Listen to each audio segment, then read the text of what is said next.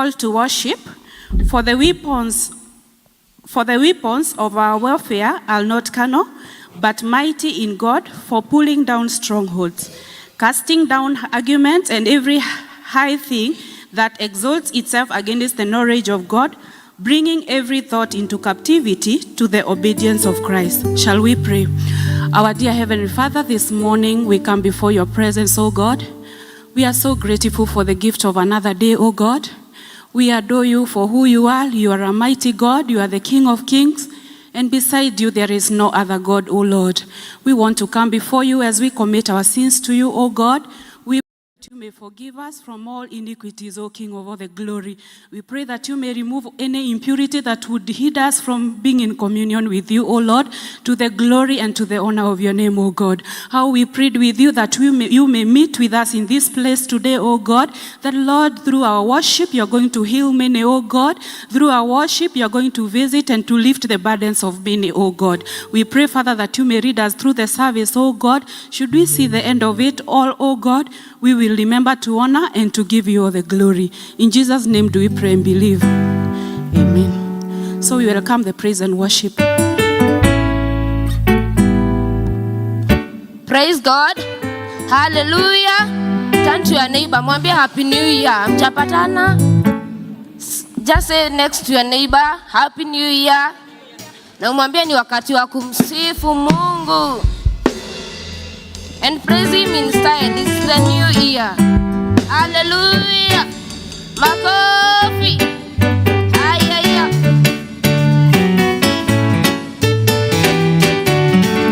Cheza kidogo.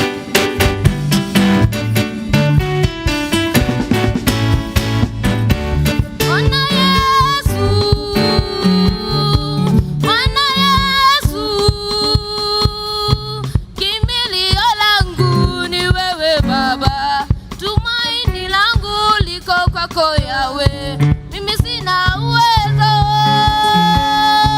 sina Bwana mwingine ila wewe.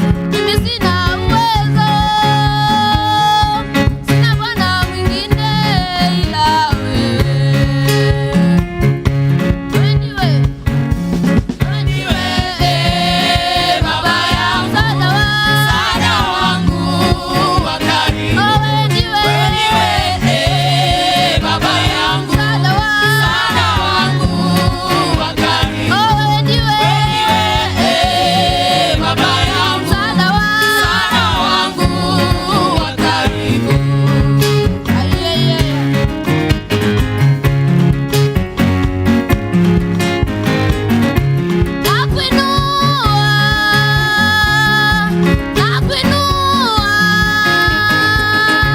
Milele milele nitakuimbia, wewe umenitendea nakusifu. Milele milele, milele daima Baba wangu. Milele milele, milele daima Baba wangu. Wewe ndiwe Baba yangu, msaada wangu wa karibu. Wewe ndiwe Baba yangu, msaada wangu wa karibu. Haleluya. Bwana nimerudi tena. Ayayaya.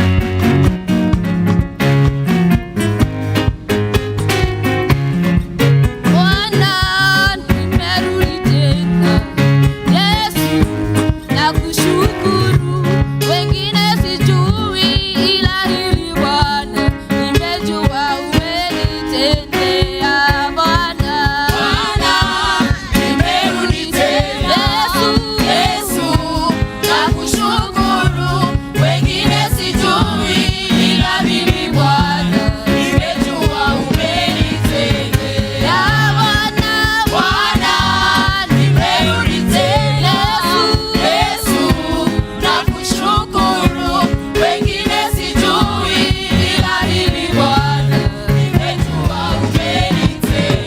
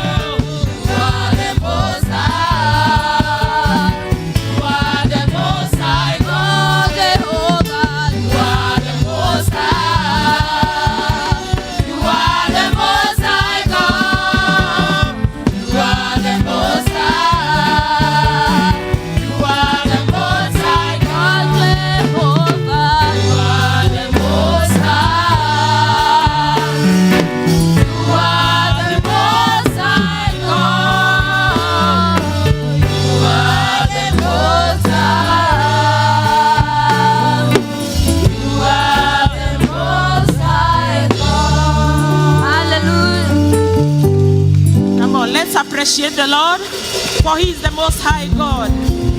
We are happy this morning because of the power of the living God. He has made us to see the year 2025, despite the issues we were through in the year 2024. So, He is a mighty God. He is a powerful God. I don't know what your heart is telling God this morning. As you see the first Sunday of year 2025, we are supposed to be worshiping the Lord. Inua moyo wako ili tuweze kumwabudu Bwana, kwa sababu yeye ni Mungu mwaminifu. And I'm sure we will see the last Sunday of 2025 because He's a mighty God. Hallelujah. Bwana, mimi siwezi neno lolote bila wewe. Mimi siwezi jambo lolote bila wewe Bwana. Tunataka kukaribisha uwepo wake siku ya leo. hatuwezi neno lolote na jambo lolote bila wewe Bwana. We welcome you to come and reign in the year 2025, kwa sababu tunakuhitaji sana. Mioyo yetu Bwana ya kuhitaji sana. How can we make it with your absence, oh God? How can we make it without you in this year? We have many resolutions, we have many plans for the year 2025, but without you, we will be nothing, Lord. Take over, dear Lord. Take over, Almighty God. Maana hatuwezi bila wewe. Hatuwezi bila wewe, Jehovah. We pray that you may take over. Hallelujah. Oh. Hallelujah. Hatuwezi bila wewe Bwana. Hatuwezi. Tayarisha moyo wako tuende kuabudu Bwana. Oh yes. Oh, hallelujah. We bless you. We thank you, Lord.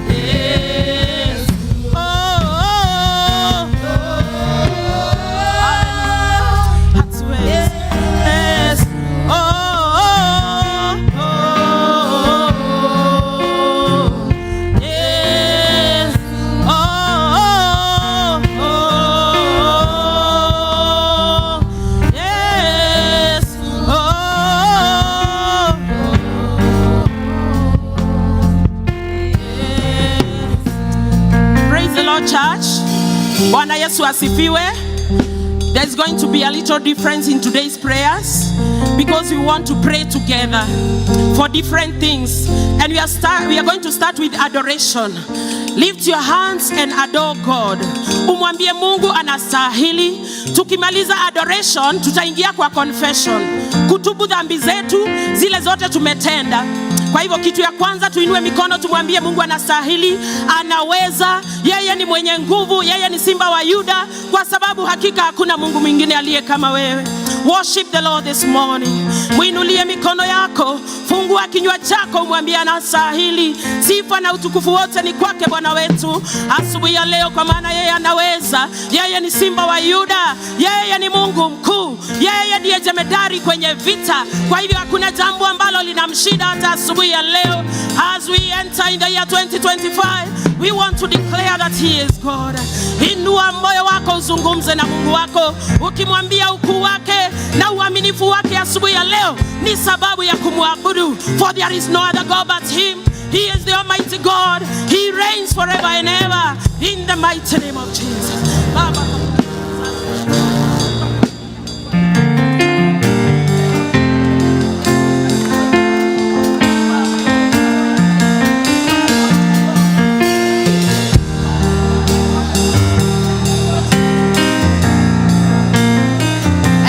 Tubu dhambi zako, tutatubu dhambi zetu za familia zetu, dhambi za kanisa, dhambi za taifa, dhambi za ulimwengu wote, kwa sababu Mungu ni sisi anaangalia, because we are the ones who are standing on the gap this month and even from today, because our prayers, our 21 days of prayer and fasting will be launched today. Kwa hivyo sisi ndio tutasimama kwenye mwanya tutubu kwa niaba ya taifa, niaba ya ulimwengu wote, katika jina la Yesu. Na Bwana ni mwaminifu, ataendelea kutusamehea na kuungana pamoja nasi hata tukiendelea na huu mwaka.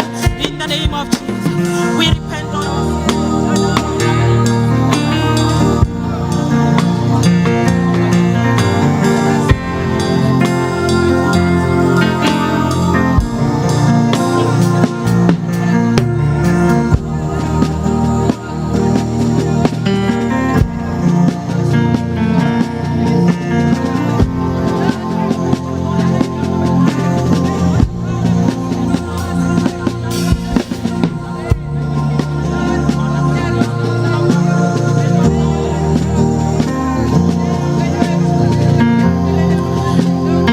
continue in prayer, and this time we are going to thank the Lord. We are going to offer a prayer of thanksgiving. Shukuru Bwana kwa ukuu wake, shukuru Bwana kwa yale yote amekutendea, kwa familia yako, kwa kazi yako, kwa biashara yako, kwa kila hali na mali. Wacha tuendelee kanisa kumshukuru Bwana, for he is a mighty God and he is a good God to us. He has been so good. He has done us well. As we stand before his presence, let's offer a prayer of thanksgiving, kwa sababu hili ombi huwa linamfurahisha Mungu wetu, hata anaenda kutenda zaidi, for he is God.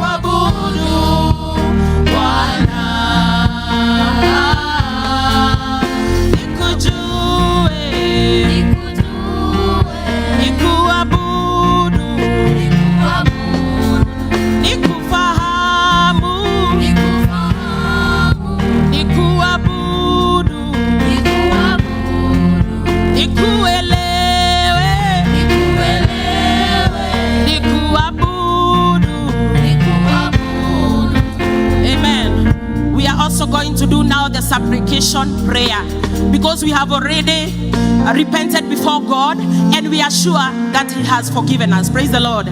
So we are going to do our supplications, bringing all our needs unto the Lord, for He is faithful and He is going to give us all the needs that we have this morning. Tutakumbuka taifa. Nataka ushike vizuri ndio tuende pamoja.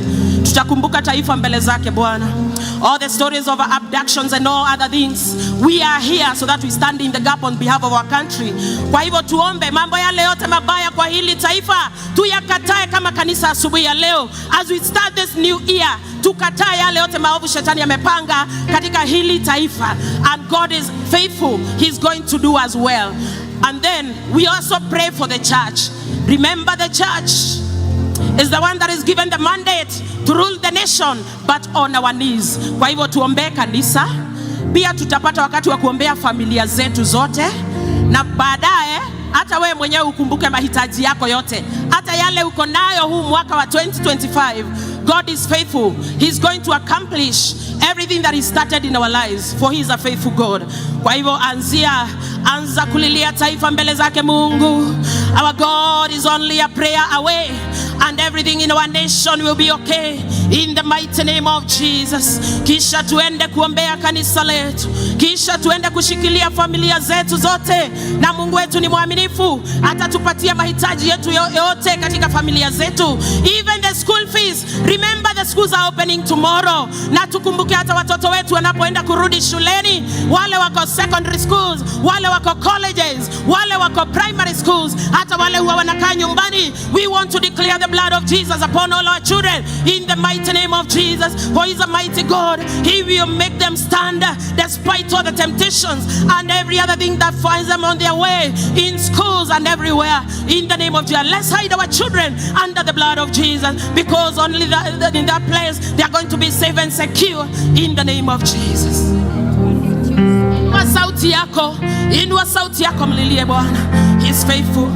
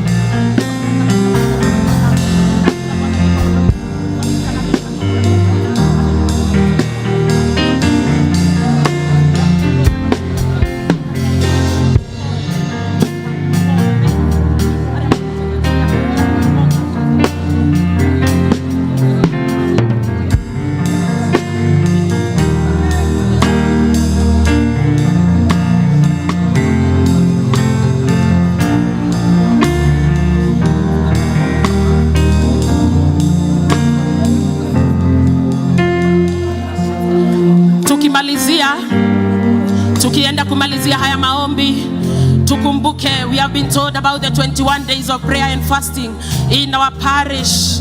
We want to ask God for the grace, for on our own we cannot make it. Nitureda gwetikia, tunataka kuamini ya kwamba when your district will be on duty, when your group will be on duty, that you will have sufficient grace to pray and fast because of this whole year.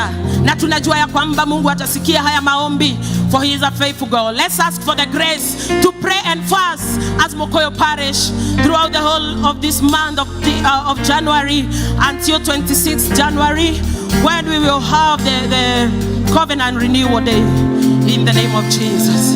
Father, we ask.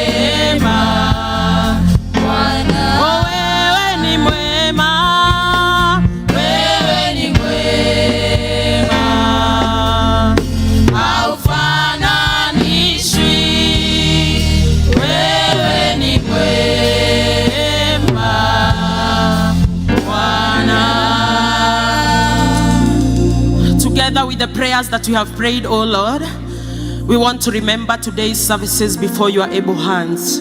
We pray the Lord, you are going to take the lead, oh my Father. The leaders of the services, oh my God, we place them before your able hands. May you guide them, may you direct them through your Holy Spirit. The preacher of the word, oh God, we speak fresh anointing this morning, Lord. In the name of the Father, the Son, and the Holy Spirit we pray. And now our Father, Lord be thy name, thy kingdom come, thy will be done on earth as it is in heaven. Give us this day our daily bread, and forget not as we forgive those who trespass against us. Lead us not to temptations, but deliver us from evil. For thine is the kingdom and the glory forever and ever. Amen. Amen.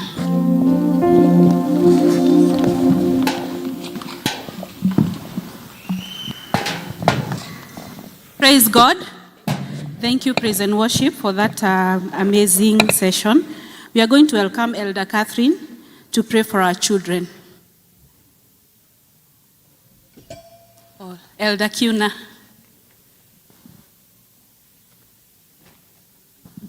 Yes, Bwana asifiwe.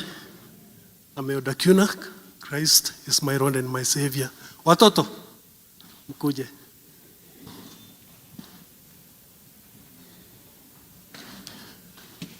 Mushiari gweta.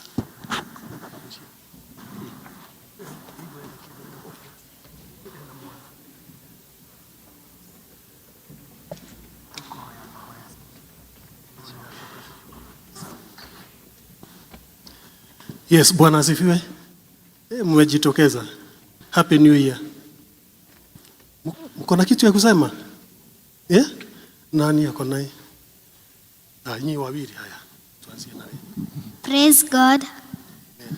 Praise God again. Amen. My name is Benson and I have a song. Jesus loves me, yes I know, for the Bible hates me so. These who want to leave me low, they are big than me is strong. Yes, Jesus loves me. Yes, Jesus loves me. Yes, Jesus loves me. The Bible tells me so. Apigiwe makofi.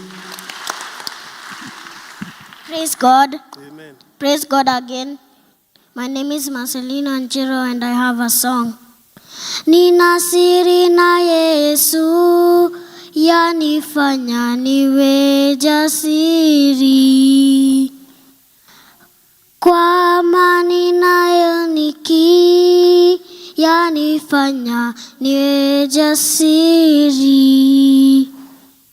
Yaniburudisha, nikirukaruka, nikiimba oza. Amen. Thank you. Thank you. Apigiwe makofi. Haya. Sasa situweke hiyo ingine next week ama? Yeah? Kijana kwanza. Praise God. Praise God again. My name is Malkiel Mwangi Mushiri and I have a memory verse. Matthew chapter 5 verse 9. It says, Happy are those who work for peace. God will call them his children. Thank you. Apigiwe makofi. Sitaki unichukie, ni mwaka mpya. Kuja. Sema. Praise God. Praise God again. My name is Trisha Modhan. I have a song. Making melody in my heart. Making melody in my heart. Making melody in my heart. To the King of Kings. Amen. Apigiwe makofi. Kuja. Praise God. Amen. Praise God again. My name is Lanisha Wanjiku and I have a song. At the cross where fast of the light, and the burden of my heart rolled away. It was there by feet, seeing my sight, and that's why I'm happy all the day. Amen. Apigiwe makofi. Nawe. Bless God. Amen. Bless God again. Amen. I'm James Katonganagi. I have a song. Sing. Deep and wide, they are fountain, clothed deep and wide. Deep and wide, they are fountain, clothed deep and wide. Apigiwe makofi. Asante. Tutasimama zote so that we can say the Apostles' Creed. Nani atatuongoza? Yule hakuja hapa. Yule haja kanyaga hapa. Ticha haya kuja. I believe in God the Father Almighty, maker of heaven and earth, and in Jesus Christ, His only Son, our Lord, who was conceived by the Holy Spirit, born of the Virgin Mary, suffered under Pontius Pilate, was crucified and buried. He ascended into heaven, and he rose again from the dead. He ascended into heaven, and sits on the right hand of God the Father Almighty. From them he shall come to judge the living and the dead. I believe in the Holy Spirit, the holy mass of church, the communion of sins, the forgiveness of sins, the resurrection of the body, and life everlasting. Amen. Before I call our minister, tuko na one of the parent au ama muzazi. Mama Reshan ako wapi? Mama Reshan, nasikia kuna gift tapatia mchungaji. But before that, watoto msiende kwa darasa. Nasikia kuna kazi inaendelea huko mtalimini the church. Tuombe pamoja, si ndio? Mchungaji karibu. Before the parents organizes herself, today is a special Sunday. Praise the Lord. Our children are going back to school from tomorrow over the week. And it's important we do a special prayer for them as they embark, going back to their schools. Erodas, karibuni. We join hands in this exercise. Naweza tu shika mtoto mmoja just as a Shika mtoto mmoja. We want to do a special dedication to our children. And all of us, church, is important we do this exercise together in faith. And as we do that, I just want to take you to a scripture. Isaiah 60 verse 22. It can be projected. Praying for this seed because watoto ni mbegu ya Mungu. They are a heritage. There is a great treasure. They are precious in the eyes of God. Praise the name of the Lord. That is the verse. And it records that a little one shall become 1,000. Praise the Lord. And a small one, a strong nation. I, the Lord, will hasten it in its time. Amen. Let us read together, church. A little one shall become 1,000, and a small one a strong nation. I, the Lord, will hasten it in its time. Praise the name of the Lord. Let us believe together that this little one, this small one, as we see them, they shall become 1,000. Praise the name of the Lord. They shall become a strong nation. We are beginning, this is our first Sunday of the year. Let us align ourselves with what the Lord is doing in line of our theme, planted for fruitfulness. Let us raise our hands, and as we ask our children to close their eyes, fungeni macho, tunaomba. Alafu stretch your hands upon these children. Just say a prayer in line with that word that we have read, Isaiah 60 verse 22 shortly. Unaweza kuwa na mtoto aliyeko hapa, unaweza kuwa hauna. But the Lord has given us these children. We want to dedicate them, especially this morning, as they go back to school tomorrow. As they go back to school the day after tomorrow, over the week, that the seed in them will never be destroyed, that the enemy will not find or get a foothold of any one of this child, any of this child. They will be covered to become the 1,000. They will be covered to become the strong nation, as the Lord has told us. And the Lord will hasten it. It will come with haste in the name of Jesus Christ. We worship you for our children this day. We join together as a church, committing these children to you, committing their journey back to their schools. They are boarders, they are day scholars, some are going far. Some are going far from us, oh dear Lord. They will be entrusted in the hands of teachers. God, we pray that you may use those teachers so that the seed in these children will grow to become that you have envisaged upon them, oh God. We cover them with the blood of Jesus.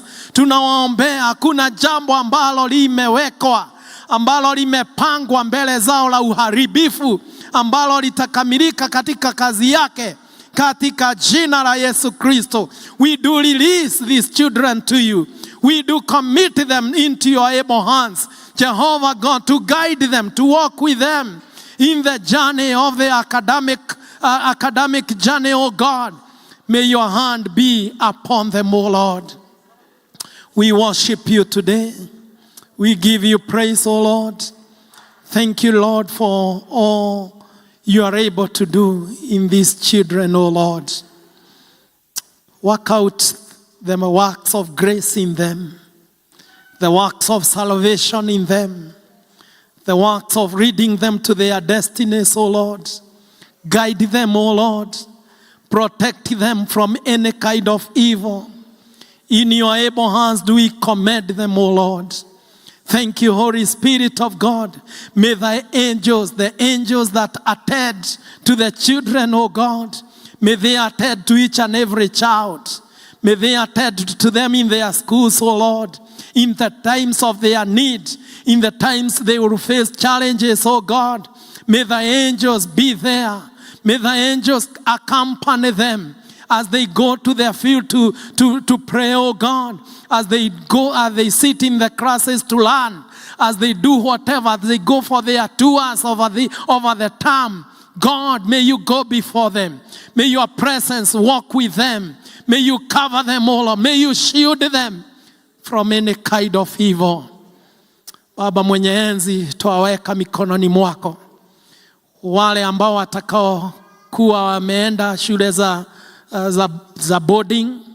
We pray that during the half term and even during their holidays, they will come back safely, oh Lord. We release them in your able hands. Mikononi mwako waongoze. Mikononi mwako waweke salama. Mikononi mwako wawezeshe hata kustahimili mambo yale yote atakayokuja mbele zao. We release them in your able hands in the name of God the Father, the Son, and of the Holy Spirit. Amen. Amen. Children, tuketi. Yeah.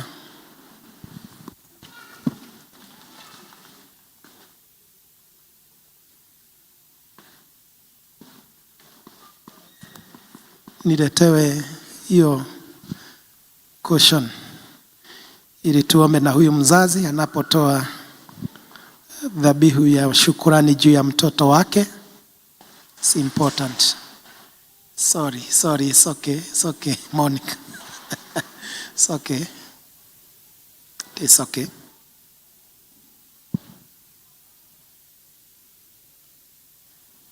Yeah. Wacheni tuombe.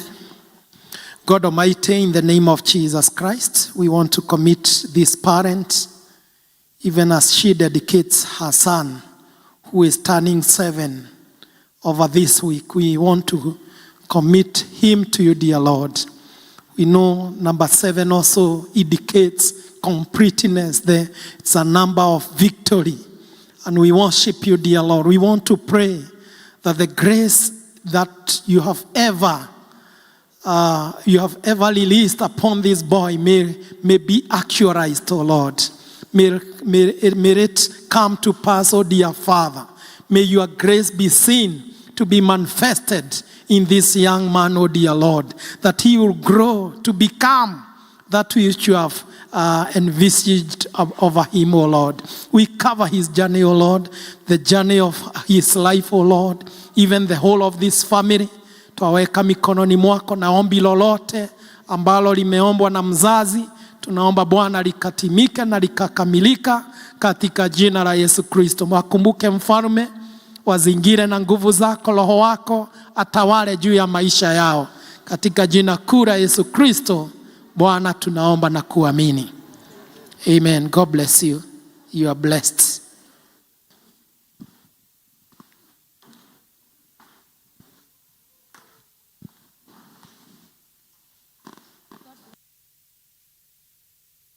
God bless you, our parish minister, for that great session.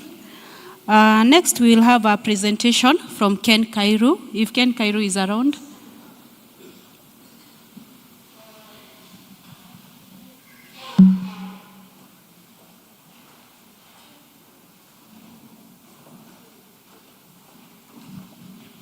God is good and all the time. Turn to your neighbor, mwambie Happy New Year. Yeah.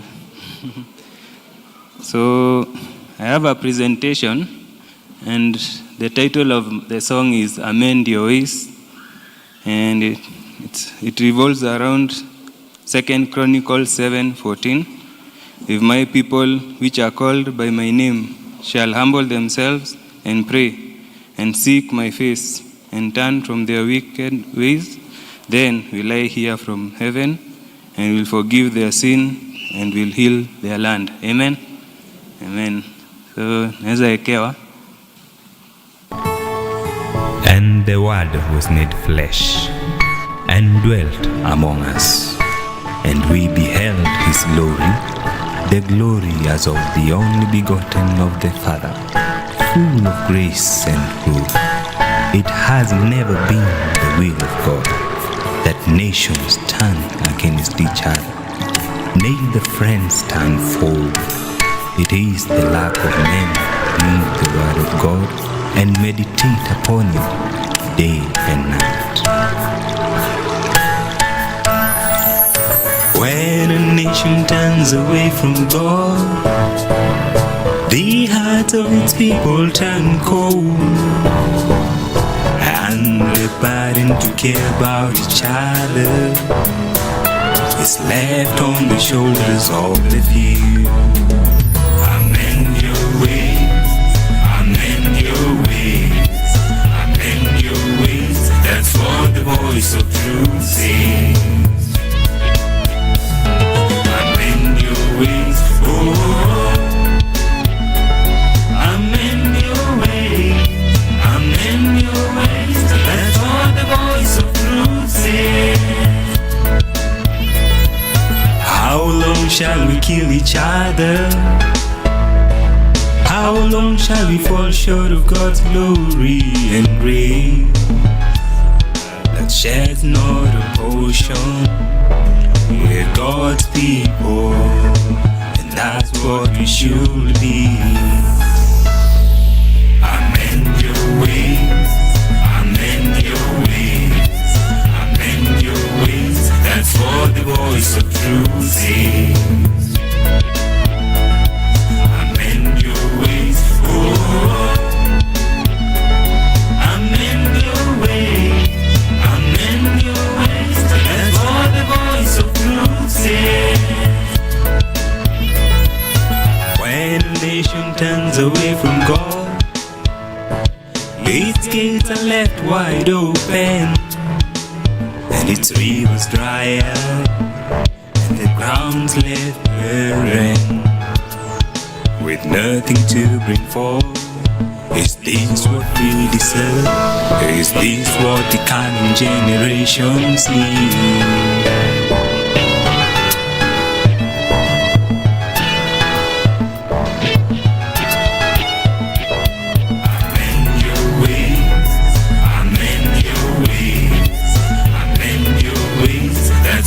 Voice of truth says. Amend your ways, oh. Amend your ways, amend your ways. That's what the voice of truth says. When a nation turns back to God and humbles on its knees, with circlets as they sandy blessed, God's anointing starts to flow, and other nations call it blessed. This is what we deserve. This is what the coming generations need to survive. Amend your ways, amend your ways, amend your ways. That's what the voice of truth says. Amend your ways, oh. Amend your ways, amend your ways. That's what the voice of truth says. Amend your ways, that's what the voice of truth says. May God bless us. God bless you so much, Ken, for reminding us to amend our ways. All the EVC team members in the house, please come, we make a presentation.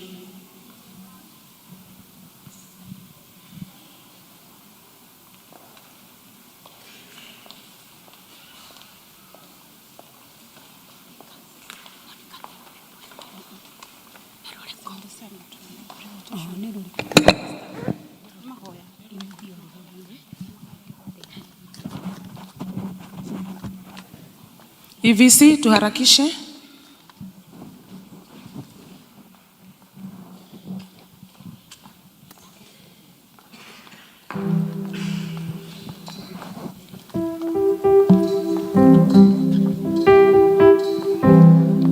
Tunataka kusema damu ya Yesu iliyomwagika inaweza mambo yote.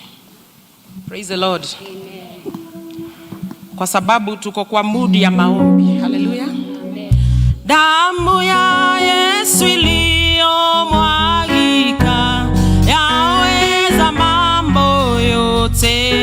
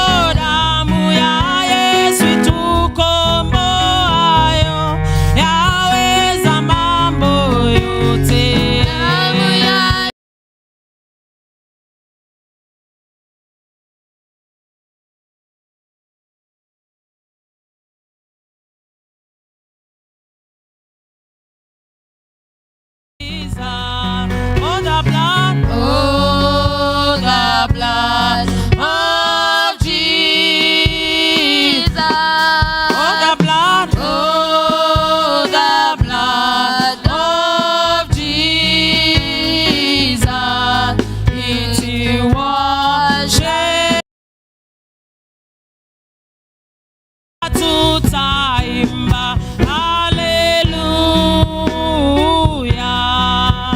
hakika tutaimba haleluya, hakika tutaimba haleluya, asifiwe Mwokozi.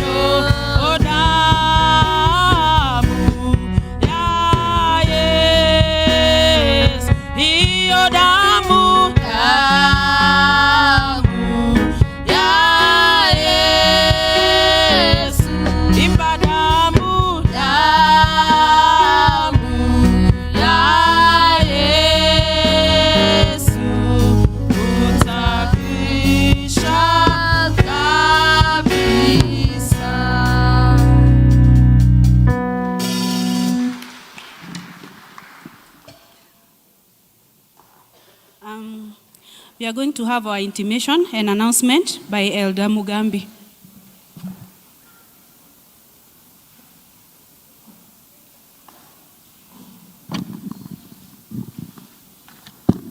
Good morning. Bwana Yesu asifiwe. Happy New Year. We thank God for enabling us to see the first week of the year 2025. It has been great. It is by His grace that we are here. So turn to your neighbor, mkaribisha umwambie, welcome to the first week of the year 2025. It's actually the first Sunday and we are grateful unto Him. My name is Mugambi. I love the Lord as my personal Savior. Na namshukuru. I am here to welcome you to this sanctuary on behalf of the parish minister and on behalf of the congregation. The parish minister has just joined the youth service. That is where he has gone. If you're also a visitor, maybe this is your first time to be with us, kindly stand so that we acknowledge you. Labda umekuja ni siku ya leo kuwa na sisi, tunaomba usimame ili tujuane. Okay, today we are being read by EVC. They are actually here and they have done very well. Let's appreciate our EVC team. Thank you, our EVC. Next week, God willing, we shall have Canaan district shall be on duty. We still have the issue of brigade who are requesting us to support them in the purchase of instrument, the music instrument. We have presented that several times in the course of December. They are targeting to raise 1.5 million to buy music instrument for the boys, girls, brigade bus, Brigade Band. And those instruments, I think the flyers were given to us. We have the trumpet, which is going for an estimated price of 47,000.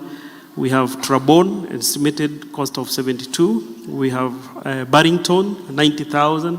We have bass tabak, which is going for 250,000. And euphonium, 120,000. We have bass drum, 47,000. Side drum, 20,000.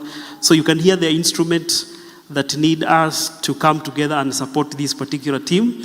And I believe we have done that previously.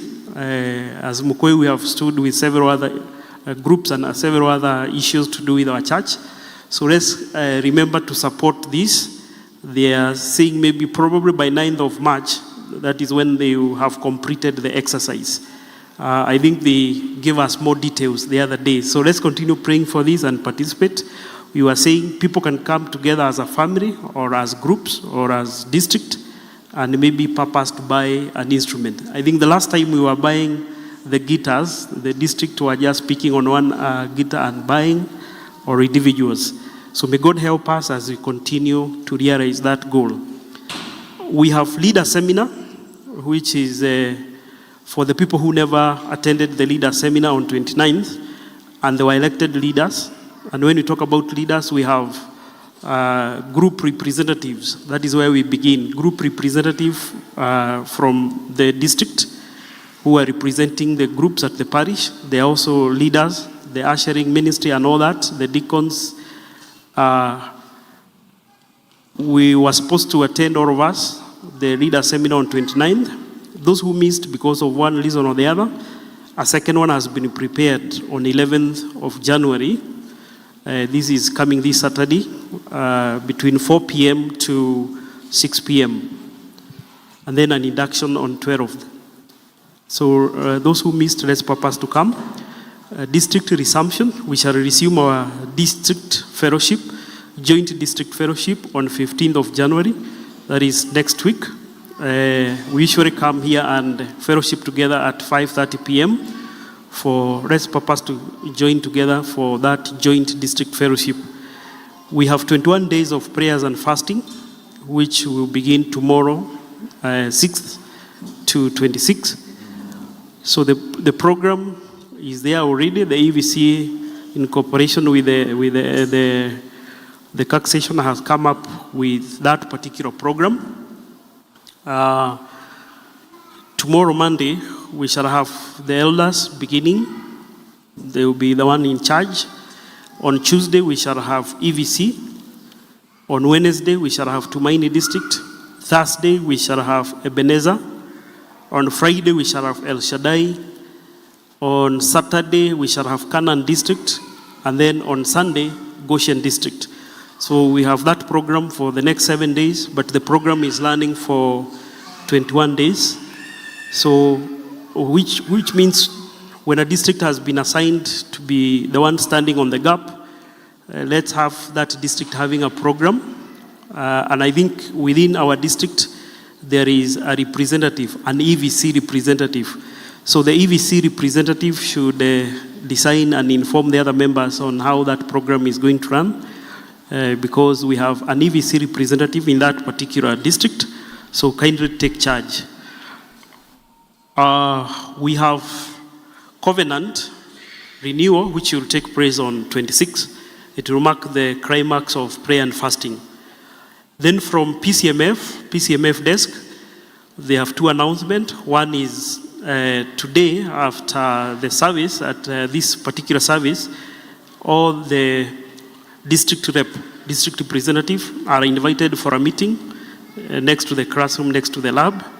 And then the second announcement is that the PCMF has organized a night of hymn for all men in PCM Ukoyo. So a night of hymn for all the men. This one is going to take place on 24th of this month. The time is between 6:30 p.m. and 11 p.m. And it is within the church compound. And the guiding theme is perpetual praise.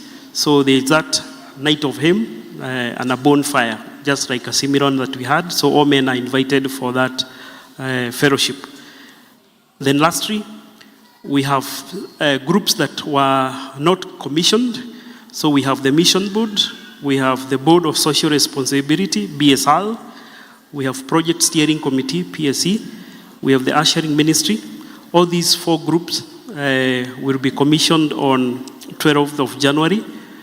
And when we talk about mission group, it's going to be composed of 15 members, the 5 EVC officials, then the chair and the secretary of the foreign groups, PCMF, Women's Guild, Youth, Church School, and the Brigade. Once they meet, they also elect Board of Social Responsibility. Those 3 members will be elected from the mission board, and the mission board will have a specific task. The BSR will also have specific task which will be given to you. Then lastly, we have the ushering ministry. The ushering ministry, every district had given 2 members. So every district has 2 members. So those members require to be active. And if those 2 members never attended the service, the leaders seminar, they should also be able to attend on 11th. Thank you and God bless you. God bless you, Elder Mugambi. I'm informed that there is one gentleman who needed a special prayer from the parish minister. Kindly see him after the service at the vestry, if you are still around.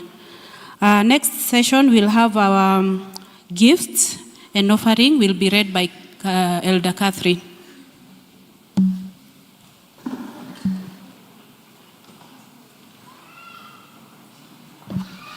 Bwana Yesu asifiwe. It's time of offering and our thanksgiving. Our deacons, tafadhali, our deacons. And if your deacon is not around, you can present your district. Tafadhali, our deacons, tuharakishe kidogo.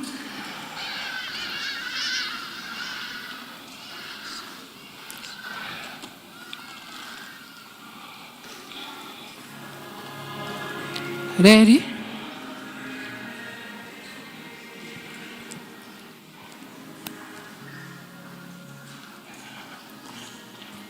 Ready?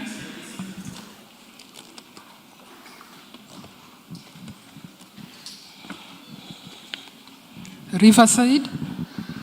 Kama unaona basket yenyu haina mtu, tafadhali unaweza jitolea. Ready? Riverside, tuko wengi. Zion.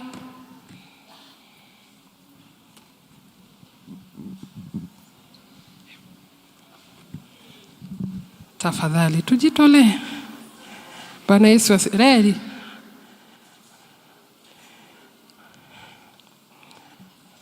Baba Goge, si usimamie ready. Wanaonekana hawako. Bwana Yesu asifiwe. Mr. Mukoma, kuja usimamie moja hapa. Tabarikiwa bado. Simamia Kana ama ingine yoyote.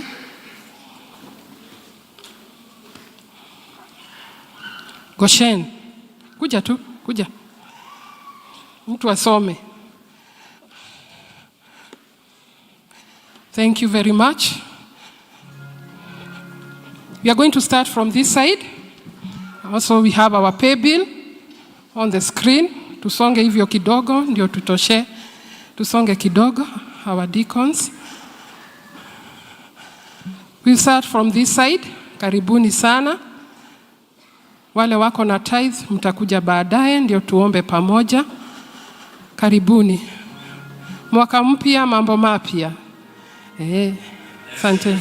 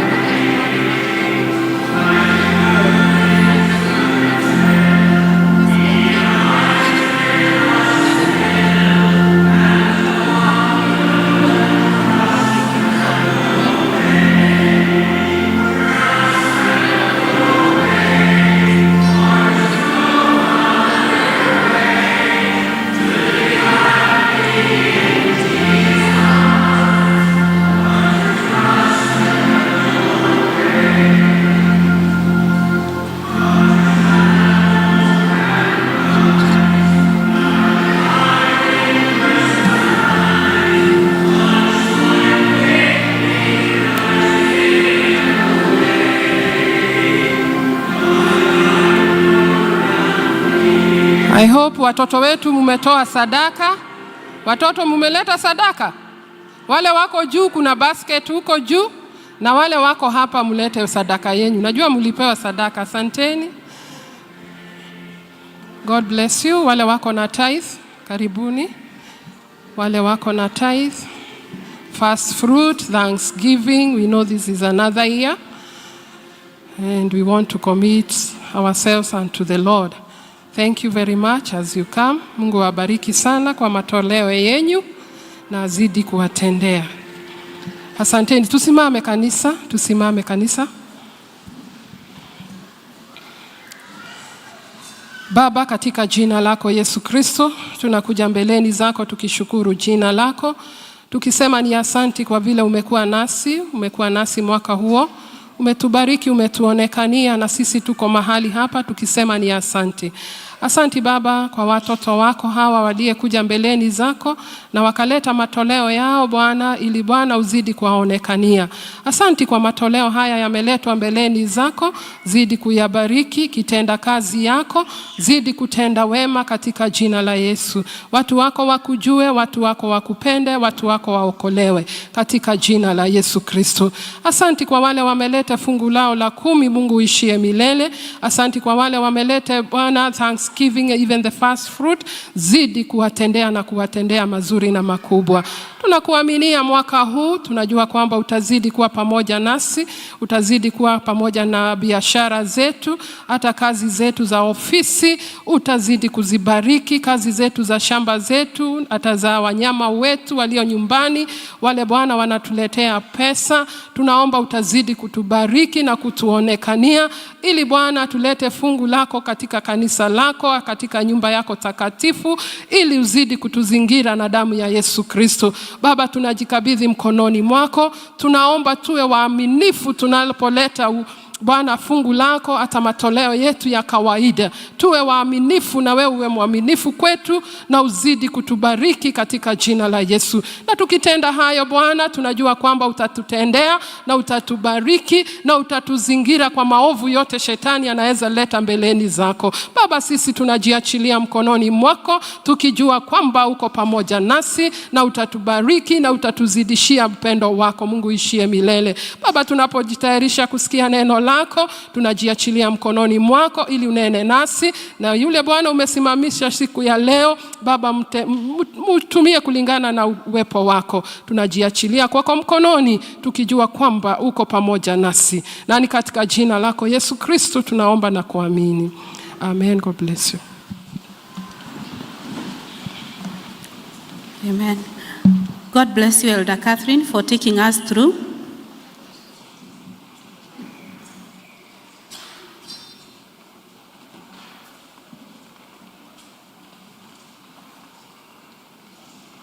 We are going to have our first and the second Bible readings. First reading will come from the book of Genesis, chapter 1, verse 1 to 2, will be read by Tabitha. Second reading from Acts, chapter 1, 4 to 5, will be read by Christine. Praise God. Our first reading will come from the book of Genesis 1, 1 to 2. I who is reading, my name is Tabitha Waithira, and I'm born again. In the beginning, God created the heavens and the earth. The earth was without form and void, and darkness was on the face of the deep, and the Spirit of God was hovering over the face of the waters. That is the word of God.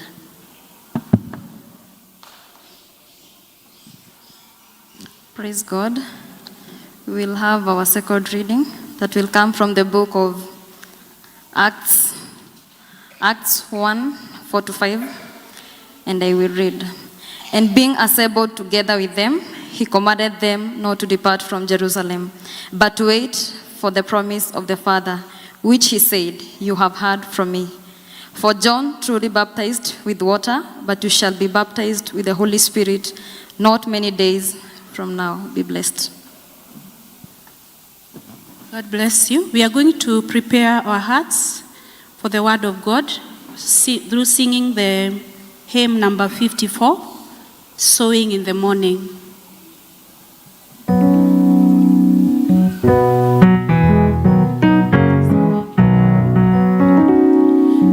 Sowing in the morning, sowing seeds of kindness, sowing in the noontime, the eve, waiting for the harvest and the time of reaping. We shall come rejoicing, bringing in the sheep, bringing in the sheep, bringing in the sheep. We shall come rejoicing, bringing in the sheep, bringing in the sheep, bringing in the sheep. We shall come rejoicing, bringing in the sheep, sowing in the sunshine, sowing in the shadows, bearing neither grass nor winter's chilling breeze. By and by the harvest and the labor ended, we shall come rejoicing, bringing in the sheep, bringing in the sheep, bringing in the sheep. We shall come rejoicing, bringing in the sheep, bringing in the sheep, bringing in the sheep. We shall come rejoicing, bringing in the sheep. For the river weeping, sowing for the master, though the roses stays, the spirit of it weeps. When our weeping over, he will bid us welcome. We shall come rejoicing, bringing in the sheep, bringing in the sheep, bringing in the sheep. We shall come rejoicing, bringing in the sheep, bringing in the sheep, bringing in the sheep. We shall come rejoicing, bringing in the sheep. As we come to sow this morning, mighty Father, we honor you, we exalt you because you are the Almighty God, oh dear Lord. Want to thank you, mighty Father, for showing us this day, oh dear Lord, for carrying us throughout 2024 and giving us the first week of 2025, oh God. It has taken your hand, Abba Father, in the name of Jesus Christ. We thank you, dear Lord, because the enemy did not mean it good for us, oh Lord, but you had good intentions, mighty Father, oh dear Lord. Even in the first week of 2025, the fifth day, oh dear Lord, we have all the reasons to exalt you, mighty Lord, to honor you and to uplift you, dear Lord. And as we have learned, oh dear Father, that the weapons we fight with are not weapons of the world. On the contrary, they are divine weapons, oh dear Lord. And as the year is this young, oh dear Father, we have gathered in your house, mighty Lord, that we may take your weapons, oh dear Lord, so that we subdue all the plans of the enemy against us, almighty Lord, against our families, against the body of Christ, against our nation in the name of Jesus Christ. Jehovah, we are here so that you empower us for the year. We are here, dear Father, so that you renew our strength. We give you praise as you take preeminence, mighty Lord. As I utter your word, may I utter only that what you have put in me, dear Lord. Jehovah, as my voice lives to reach out to your children, oh God, may it live with a lot of power. power. May it change us, oh dear Lord. May it shape us according to your will and your plan this day, oh God. We give you praise and we give you honor. Jehovah, take preeminence. The Holy Spirit of the living God, we invite you in this place. The glory of God the Father, Shekinah, we invite you in the house this morning that you may take over in the name of Jesus Christ. We give you praise and we give you honor. In Jesus' name we pray. The weapons we fight with are not weapons of the world. Praise the Lord. Bwana asifiwe. Wave at me. Praise the Lord. Amen. That even as we start the year, this is the first week from the possible 52 weeks of the year. This is the 5th day from the possible 365 days of the year. This is the first Sunday of the possible many Sundays we are supposed to have. And therefore, this morning, the weapons we are going to take are not weapons of the world. In the contrary, they are weapons from above. They are divine weapons. Weapons that can never be defeated. Weapons that will fight for us in the remaining days of the year. As young as the year is, even in the first week, the weapons we are going to take this day are the ones that are going to conquer for us. Bwana asifiwe. Praise the Lord. This time, according to the chronological times, it is morning. We are within the morning hours. And in the morning hours, as we move on, the way we start our morning today will determine how we are going to end our evening today, the 5th day of January. In this first week of January, how we start it will determine how we are going to end in December 2025 this year. How we are going to start this first Sunday, and therefore it is a special Sunday, will determine how we'll end the last Sunday of 2025. May we therefore take the weapons and leave the weapons of the world and take the weapons that are divine. Hallelujah. Praise the Lord. You are very cold. On the contrary, they have divine power to demolish every pretension. May the weapons we are taking today, may they be empowered to demolish all the plans of the enemy against us, all the plans of the enemy against the body of Christ, all the plans of the enemy against our businesses, against our sons and daughters who are here in the house.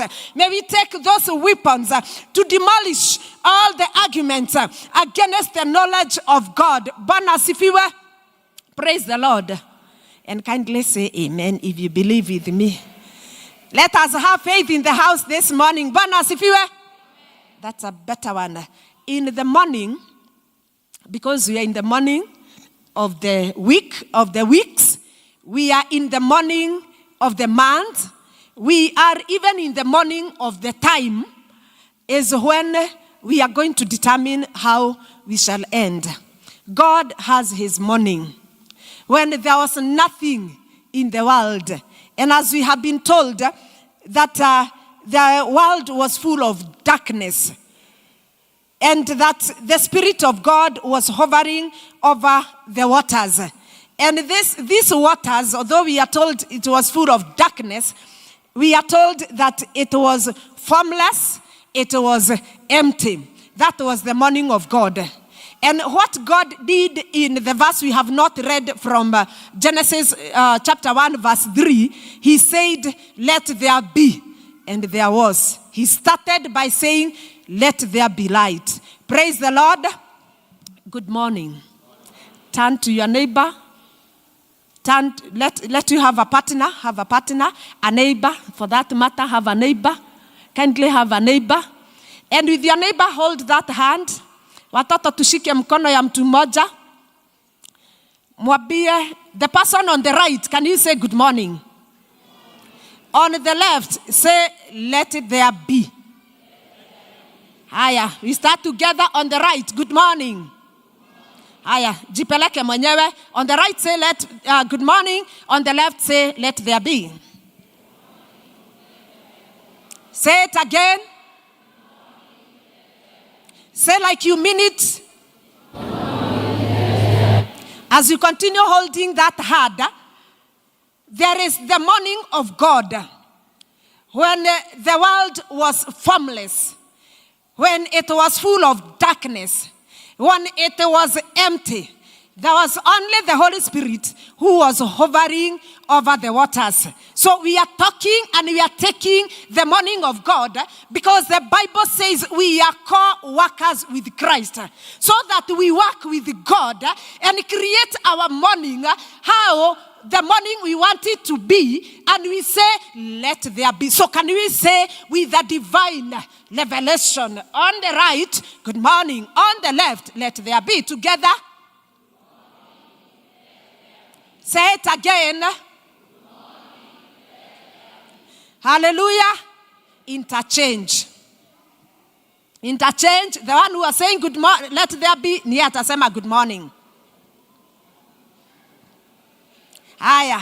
The one who is on the left, let's be together. The one who is on the left, can you say good morning? The one who is on the right, say let there be. So go together. Let's say it again. As we say good morning, praise the Lord. Let us be together now, praise the Lord. In the morning of God, there was nothing. The world was empty.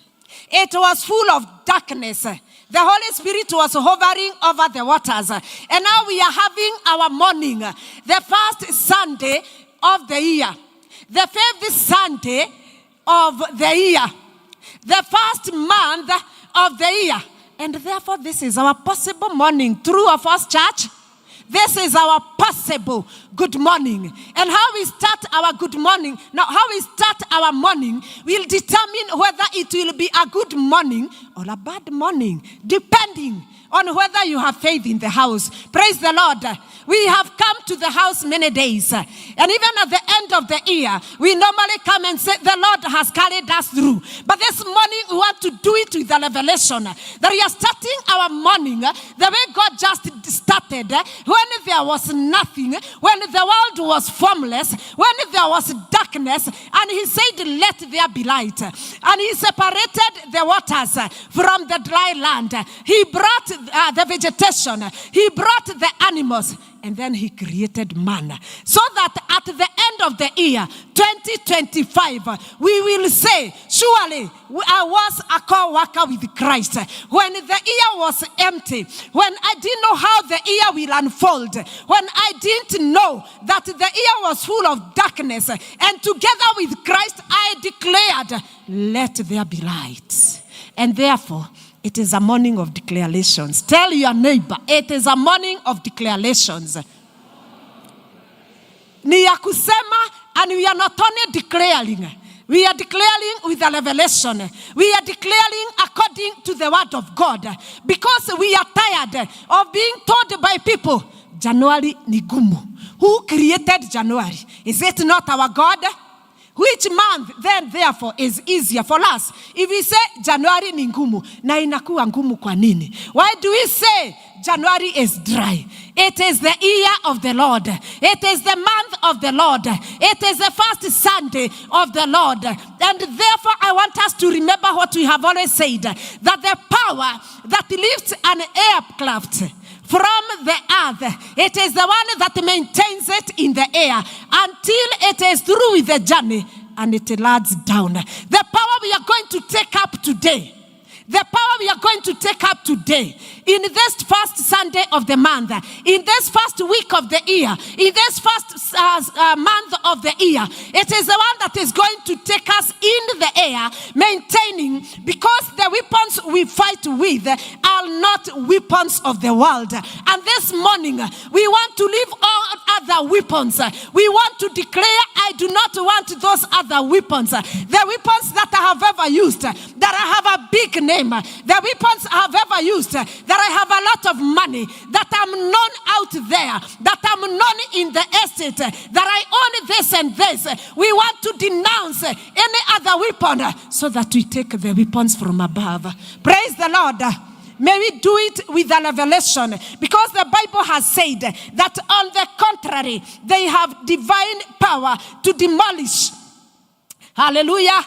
The strongholds. Any stronghold at the PCEA Mokoyo. Praise the Lord. Any stronghold that has been ruling, that has been speaking at PCA Mokoyo, any stronghold that has been speaking in my family, any stronghold that has been speaking in your family, any stronghold that has been standing against you in your family, in your children, in our nation, Kenya, we declare at this altar, because our God has spoken at this altar, and God is going to demolish all other weapons. God is going to demolish all other arguments so that we stand only in the will of God. Praise the Lord. We have stood in many days. We have stood in many months. We have been there in many years. If I count my years, if you count your years, those many years we have lived. And maybe we have never taken God from the beginning. That is why today we want to take God from the beginning and say we have nothing. We do not have anything. We are full of darkness. We are empty. We are poor, so that God can empower us, so that God can give us the revelation that comes only from above. Bwana asifiwe. Praise the Lord. We have very many mornings. The person who led us in prayers, God bless you, Esther. She led us in prayers and prayed that tomorrow is January. Our children are going back to school. And as they are going back to school, the class they are going in is not the class they were in 2024. Praise the Lord. And therefore it is still their morning. Tomorrow is the morning of our children. Praise the Lord. Tomorrow is the first term of 2025. So the morning of our children. And God has given us liberty. When we are empty, when we have darkness, when we only have the Holy Spirit leading us. As the Bible says in the book of Isaiah 54:13, that the Holy Spirit shall teach our sons and daughters, and great shall be their peace. If only we can leave this Holy Spirit who was hovering over the waters to hover over our children, to take it up upon our children, the school-going children, those who are not in children, in their morning. We still have the Holy Spirit. In our emptiness, in our darkness, full of waters, the many waters that we talk about, the many waters that we say in January, we have the Holy Spirit with us. Bwana asifiwe. We have another morning. We have never lived the second week of the year. And we are having it tomorrow. We will not count of what we have lived. It is still our morning. And the morning is just empty. We do not know how the morning will unfold. We do not know. But we are here to declare for our morning. Bwana asifiwe. The scientists have their mornings. And they say when it is hot, the sun will do this, and therefore it will rain. We want to denounce that scientist mornings and take the morning of the Lord. Bwana asifiwe. The Christians have their morning, and the Christian morning is the one we are talking about. In the beginning, God created, and this is what we want to learn with in our morning. Bwana asifiwe. In our declarations, we not declare anything else. We not declare anything outside the word of God. Like we can stand and say, I'm not saying we stand, we can stand and say, I am blessed. I am blessed when going out. I'm blessed when coming in. And therefore I'm blessed in the year. Isn't it a declaration? It is. So we are going to declare in the word of God. And when we take the declarations, we will not take a declaration like me, Monica. I will not take a declaration like you and whoever. We'll take a declaration according to how God wants us to declare. And therefore, today's topic is good morning, let there be. Today's morning is good morning, let there be. Let's say together. At night, yesterday at night when we were waking up today, we dreamt. Some of us dreamt. Some of us had visions. Some of us were given a new song. Some of us were given a verse. Some of us were shown revelations. And most of the times, we leave them at night. As the day is dawning, we leave the revelation. We live whatever God showed us. And that is why today we have come today to declare that revelation that God showed me the other night. And by the other night, I'm not talking of fourth. I'm talking of the other year. The other night of the other year. Praise the Lord. Praise the Lord. The other night, the revelation that God gave me, the song that God gave me, the word that God gave me, the vision that God gave me. May the Lord God help us now.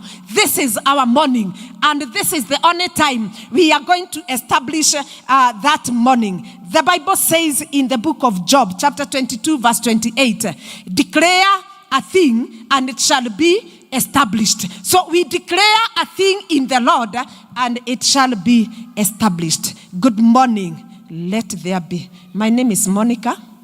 That was just a preamble. My name is Monica Jogona. I fellowship at Birishiba District and I'm born again. Praise the Lord. I thank the leadership of the church, the elders, Mchugaji, for giving me the pulpit to share the word of God on good morning. Let there be. Can we say together now?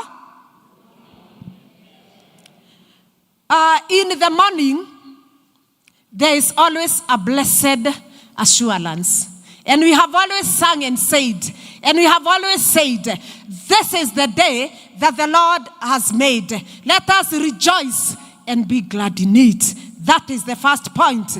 This is the day that you are going to declare in the other mornings, that you are going to declare in the other Sundays, that you are going to declare in the other days, that you are going to declare in the other weeks, that you are going to declare in the other month, and the Lord will establish our mornings. Praise the Lord.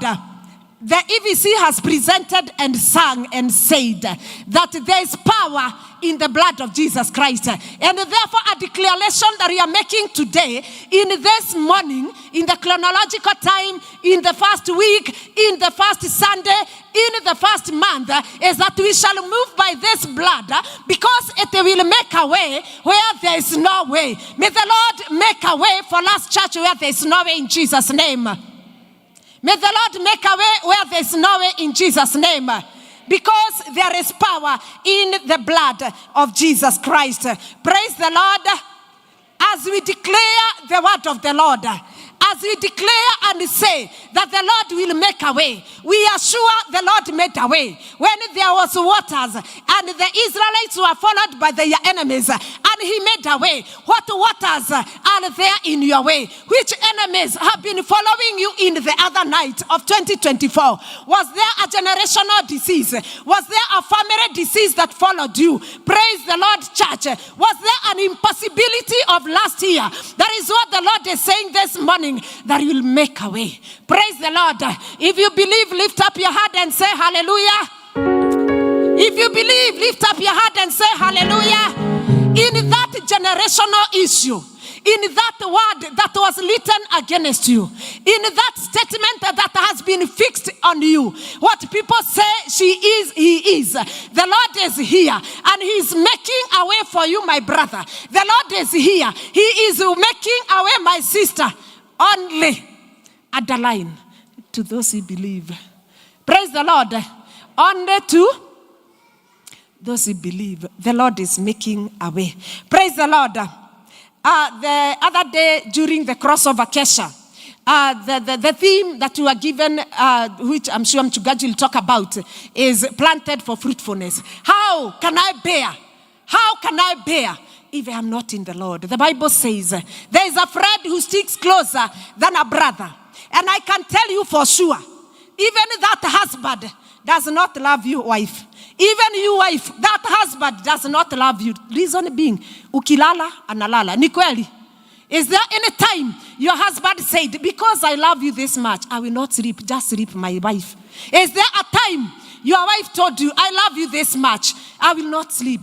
Please, my husband, please sleep because I know you. There is no time. There is only one friend who sticks closer than a brother, who is ready to walk with us, who is ready to renew our lives, who is ready to make us how he intended our lives to be. And that is our Lord Jesus Christ.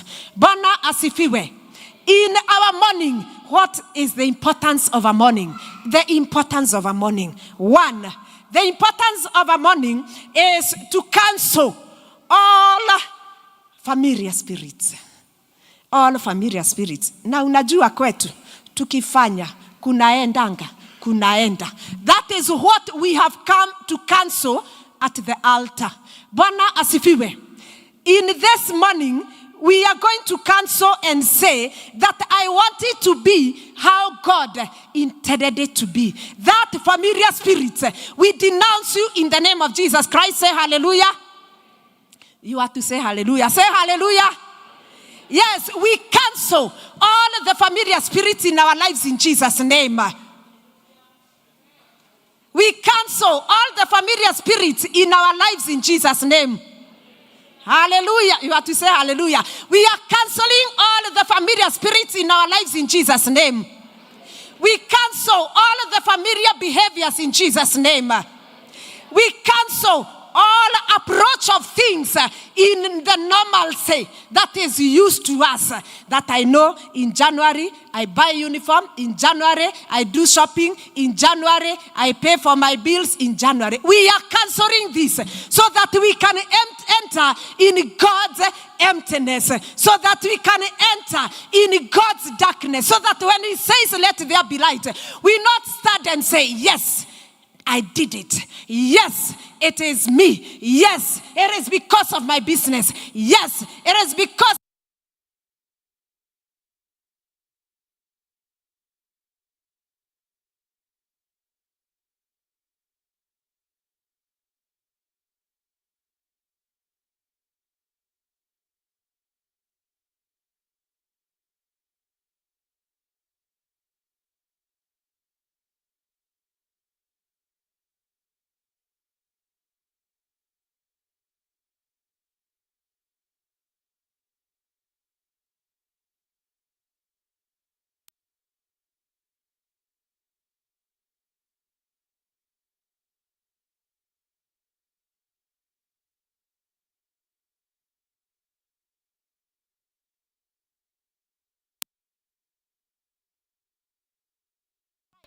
and we are crying because of this, whatever, the LGBTQ. And we are saying our children have joined LGBTQ. Even in that situation, we are standing in the altar and declare, even those who cannot hear, and they can see me there, we are standing on this altar to declare, no child called by us will join LGBTQ in the mighty name of Jesus Christ. Hallelujah. No child that is called by us will join LGBTQ. And the one who is trying right now, we pull you out from wherever you are, because the weapons we are fighting with are not carnal, in the name of Jesus Christ. Praise the Lord. Our children have been labeled as failures. We declare on this altar, not child, and even for the parent who is under this voice, will be failing from today in the name of Jesus Christ. And even where they seem to be failing, our children will not fail again. Praise the Lord. In our businesses, and you know it's such a pity, when a Christian closes her business, we stand on this altar and cancel all the spirits of failure, because the Bible says in Deuteronomy 28, we are the head and not the tail. We are ahead and not behind. Praise the Lord. And therefore, where your business, people are laughing at your business, where people are laughing at you at your workplace, we are standing on this altar and we want to declare that we are the head and not the tail, as early as it is this morning. Sowing in the morning. And we are sowing based on the word of God. Bwana asifiwe. That we are the head and not the tail. Even in that family where there is no peace, as we stand on this altar, we are speaking reconciliation, because that is the will of the Father. Bwana asifiwe. So we have cancelled all the familiar spirits, the spirit of failure, the spirit of being behind, the spirit of closing your business when it is not the will of God. Praise the Lord. And we are closing that open door that the enemy opened for us last night of 2024. And we declare in this morning of 2025 that the Lord is taking it up. Praise the Lord. The other importance of the morning is that the Bible says in the book of Genesis, and that one I wish to read, Genesis chapter 26, the Bible says, now, verse 1, now there was a famine in the land beside the earlier famine of Abraham's time. And Isaac went to Abimelech, king of the Philistines in Gerar. The Lord appeared to Isaac and said, do not go down to Egypt. Live in the land where I tell you to live. Stay in this land for a while, and I will be with you and will bless you. So the Lord is telling us, as early as it is in this morning, do not go down where people are going, because there is famine in your household, because there is famine in the church, because there is famine in our nation, because there is famine in our businesses, because there is an inner famine that things are not working out. The Lord is saying this morning, do not go down. And just as the Lord was with Isaac, the Lord did this in verse 12 of the same chapter. Isaac planted crops in that land, and the same year reaped 100-fold, because the Lord blessed him. Praise the Lord. And at the end of the year, if we only tally at the presence of the Lord, if we only remain at the feet of Jesus, if we only remain in the word of God, the Lord is going to bless us. So let us, brethren, remain in the land that the Lord has placed us in. Praise the Lord. And which is this land? I am very sure your land is not my land. Your land, my brother, is not the land of your wife. Your land, my sister, your wife, is not the land of your husband. We are all living in different lands. And even if there is famine, the Lord is saying, do not go down. Tell your friend, do not go down. Let there be.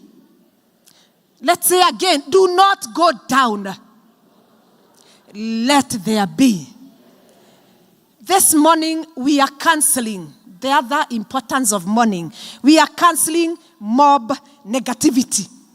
Mob negativity. Because they are singing this song that the economy is difficult, and you are a Christian and I'm a Christian and I join hands. The Bible says, your confession brings your possession. So I declare it is difficult. It will be the most difficult ever. So I declare, yes, I know it is, but according to me, because my Redeemer liveth, it will be the easiest year. Bona asifiwe. Yes, the economy is the way it is. And we have power to turn the economy of our nation. Yes, it is like that. But then, what is the Lord saying? Isn't our God a God of all seasons? Didn't he provide to Isaac in famine? He did, and therefore he will do it for us. Bona asifiwe. Praise the Lord. As the church, we have a morning this morning. Thank you, God, because it is still morning. We have a morning this morning to declare that our children, our youth are fearing. And I'm sure you know what they are fearing. Abductions. Being killed just like that. We have a reason and we have power to declare that in this morning, no more abductions in our nation. Praise the Lord. No more killings in our nation, because our Redeemer liveth, because our Redeemer is our Father, because our God is able to do it. He is able to do beyond what we ask and what we think of. Praise the Lord. We are declaring, even in that economy, it will be difficult to others, but not anybody who believes this morning. Bwana asifiwe. Praise the Lord. Yes, things are said. I choose this morning to declare for my morning, so that when my evening will come, I will say, surely, God carried me through. Bwana asifiwe. This morning, the other importance of the morning, we are breaking family limitations. Where it is said in my family, where it is said in your family, na unajua hawa huwa hawafiki. These ones can never have this. These ones cannot own this. These ones cannot go to this level of learning. These ones cannot be in such jobs. Let it be known today to only those who believe in the morning. Because of this morning, that we are here, because we are going to break all those family limitations put by our grandparents, put by our forefathers. We are breaking them this morning because it is a good morning, and we are saying, let there be the will of God in my family, in your family. Bwana asifiwe. There are those diseases that are said, and I am sure we know them, that there are diseases like diabetes, diseases like cancer, diseases like arthritis, diseases like blood pressure, all those diseases. And they are said, you know your grandfather had, and you know your mother, and you know your aunt, and you know your whatever. We are breaking all those generational diseases because our Father is almighty and He makes a way where there is no way. Only to those who believe. Praise the Lord. Yes, it is known and it has been said qua eco. It has been known. And even when we go to the medics, and thank God because they are there, they treat us. Bwana asifiwe. That they say, kwenu kuna mutu akona hii. Do you have a history of this? I've ever been asked that. Do you have a history of this? And we are there. And we embark. And we rubber stamp those words and say, yes, my father. Yes, my grandfather. This morning, on this altar, we declare any generational curse to the family that believe. May the Lord cut the cord today in the name of Jesus Christ. May the Lord connect our family cords to the cord of Jesus Christ at the cross, where He said, it is finished. May it be finished for us this morning. May that disease know that they are stripes of Jesus Christ. May that disease know that He did it at the cross and He's doing it for us this morning. This morning, the other thing, importance of the morning is that we have been caged. Even in our minds, we are not able even to think of the business ideas. And the ones we have, they are stolen. We cannot think even in our families. We are only there. We are seen to be going to work. We are seen to be going to church. We are seen to be going to the fellowship. But nothing is growing out of us. May the Lord uncage us this morning in Jesus' name. And this is another morning where the Lord is here to uncage us, where the enemy had put us last night of 2024. So the other thing that we have the potential to uncage ourselves because our Redeemer liveth in Jesus' name. The last thing, importance of the morning, is that we are canceling all the demonic patterns. We are canceling all the demonic patterns. And you know, we also say that there is a black spot here. Who placed the black spot? Don't we have the blood of Jesus Christ? So any demonic pattern that is put in my life, any demonic pattern that is put in your life, any demonic pattern that is put in our country, our nation, Kenya, may the Lord cancel it today, because the weapons we are fighting with are not carnal. Hallelujah.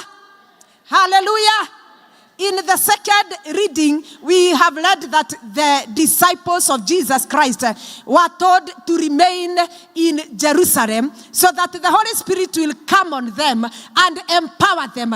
If we remain where the Lord called us, and He told us that all things are possible with Him, we shall be able to remain at the feet of Jesus. And therefore the Holy Spirit, who was hovering over the waters, will find us in the Jerusalem of the Lord, and He's going to empower us for His purpose.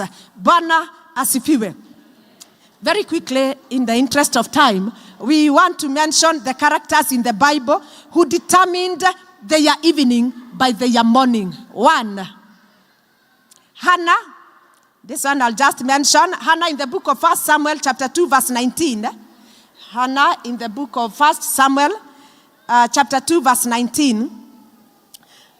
we are told that she made a robe every year for Samuel, and he would take it to the sanctuary. And this morning, it has been shown to us by that lady, Mama Fulani, who brought a robe for her son. Meaning, there are some robes that we can give in form of a sacrifice. What robe are you giving to that what the Lord gave you so that it can be sustained? Bwana asifiwe. Hannah chose to make a robe for his son Samuel. May the Lord help us to make a robe this morning, in the morning we are in. Bwana asifiwe. The other thing, still in that chapter, 1 Samuel chapter 2, verse 19, that he would take the robe to the sanctuary, to the house of the Lord, together with his husband, when they went for annual sacrifice. So she made a robe. That is one way of making her mourning. The other way of making her mourning, she did not only do it alone by making a robe, she did it as a family, that they would always go for annual sacrifice as a family. Moreover, his mother used to make him a little robe and bring it to him year by year. In this morning we are in, we are called upon to make a robe. A robe may not be an attire. It is a renewal of your life. And she would take it to the house of the Lord where Samuel was, together with her husband. What are you doing? What am I doing as a family? May the Lord help us. That is Hannah and her family. The other person who made her mourning is Job. In the book of Job chapter 1 verse 4 and 5, in the morning he would sacrifice burnt offerings for his children after a feast. That is a way of confession. A way so that the Lord can redeem his family. And the Lord did it for Job. So we can do it to the Lord. And finally, in the book of Esther, Esther did it by prayer and fasting in the book of Esther chapter 4 verse 6. And the Bible says that she told Mordecai to gather all the Jews so that they fast for her. And we are called upon, we thank God because of the revelation of our church, that we are called upon, all of us, in the 21 days of prayer and fasting, where we are gathered, where we are assigned our days of prayer and fasting, and we are not limited to pray in all the days according to how the Holy Spirit will help us, that the revelation came with the church. And we are called upon, just as Esther told Mordecai, gather all the Jews, gather all the Presbyterians. That is how the General Assembly has guided us. Gather all the Presbyterians and pray and fast for the church, for the families, for our nation. That is what we are called upon. And we thank God for the revelation. In the 21 days of prayer and fasting, we will be guided with prayers. And the prayers will be sent in the evening, so that if you are praying the following day, you will receive. Tomorrow we'll have the session. So they will have their prayers, they will pray tomorrow. The other day we'll have EVC. EVC will have their prayers tomorrow. The other day we'll have Tumaini. Tumaini will have their prayers on Monday at 5 p.m. So we are calling upon all of you as EVC and the church leadership that kindly check on your group WhatsApp, and we will be sending the prayers. Bwana asifiwe. Praise the Lord. So we are going to command our morning. Let us stand up so that the power that is going to lift us up from this first day, the first Sunday, the first week, the first month will keep us to the end. Bwana asifiwe. We will not sing because of time. Tell the Lord that what you want the Lord to do in the year, marking it as your morning for your family.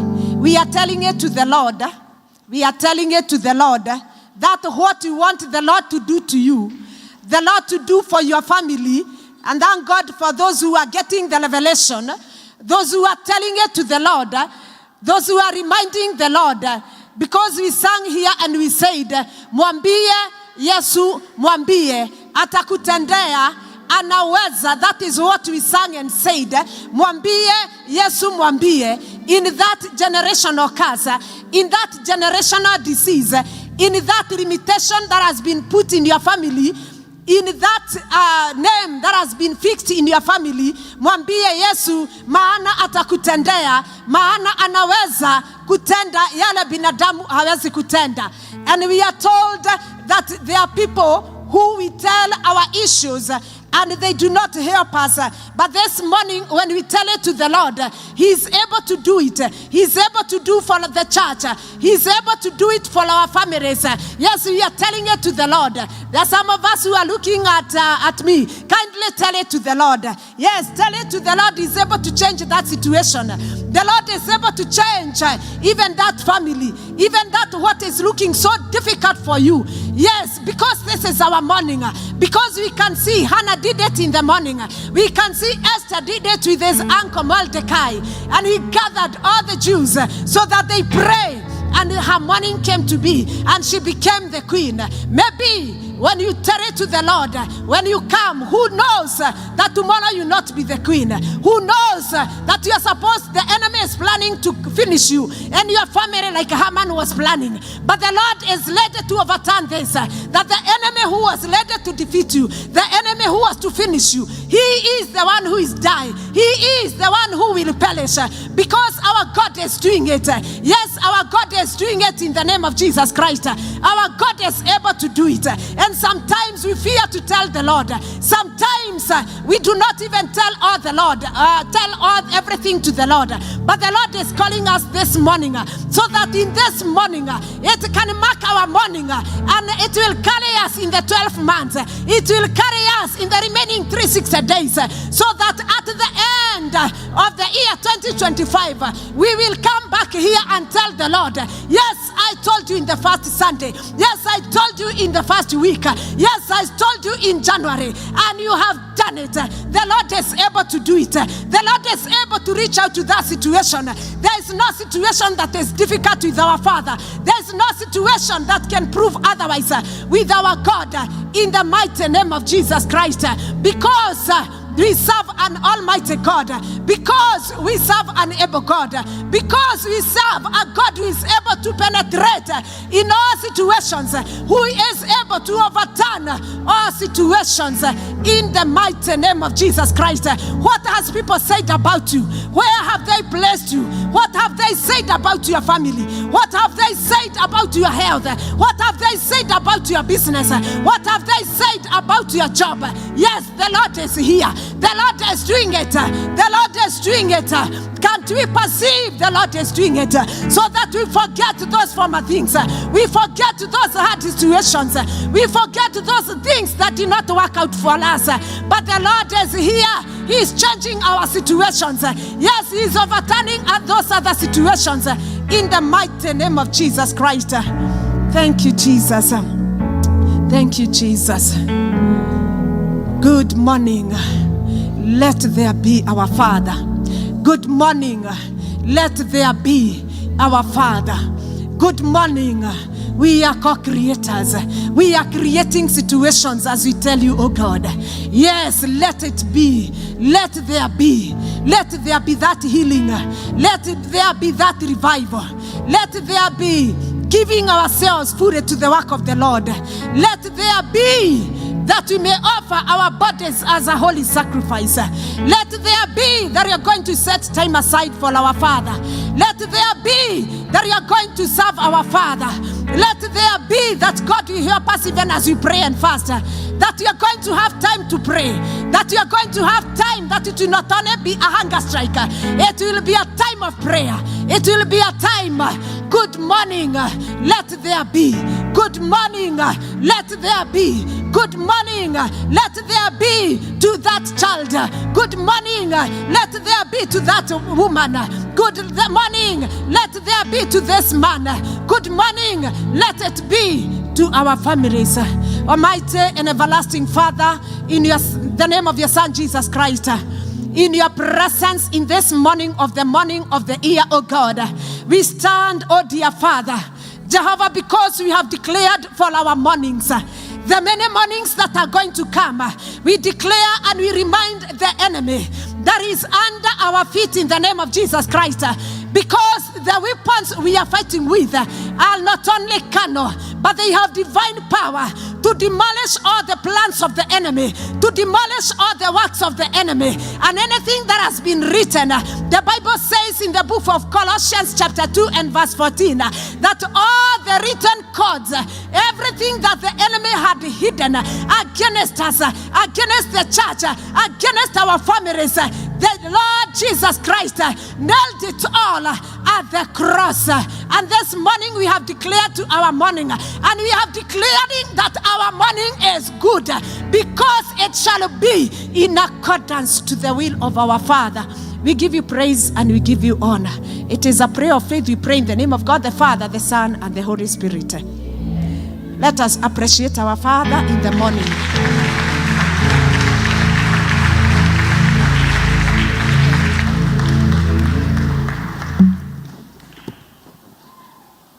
Thank you so much. Please let us have a seat. Thank you so much, Sister Monica, for such an awakening sermon. May the Lord bless you and continue filling you with more. Let us go declaring the good things we want happen in our lives. Times are very hard, and the only way to conquer the world is through prayer. We are going to have 2 stanzas of our hymn, number 35, as we come to conclusion. It's sweet to trust in Jesus. 'Tis so sweet to trust in Jesus, just to take him at his word, just to rest upon his promise, just to know that says the Lord. Jesus, Jesus, how I trust him, how I put him more and more. Jesus, Jesus, precious Jesus, oh, for grace to trust in God. Oh, how sweet to trust in Jesus, just to trust his cleansing blood, just in simple faith to gladly leave the healing cleansing flood. Jesus, Jesus, how I trust him, how I prove it more and more. Jesus, Jesus, precious Jesus, oh, for grace to trust him more. Let us pray. Our dear Heavenly Father, this morning we once again come before you. We want to thank you for taking us through the service, oh God. Even as we disperse to the other activities through the day, oh God, we pray that, Lord, you will lead us and you will take care of us, oh God. As we go through the week, oh Lord, how I pray that you may put in us the desire to seek you more than anything else, oh Lord. We pray that your peace will be with us, your joy and your love, oh God, as we go through the week. Should you give us another chance even to come and fellowship together again, oh Lord, we will for sure remember to honor and to give you all the glory. In the mighty name of Jesus, do we pray and believe. Now may the grace of our Lord Jesus Christ and the love of God and the fellowship of the Holy Spirit be with us now and forevermore. Amen.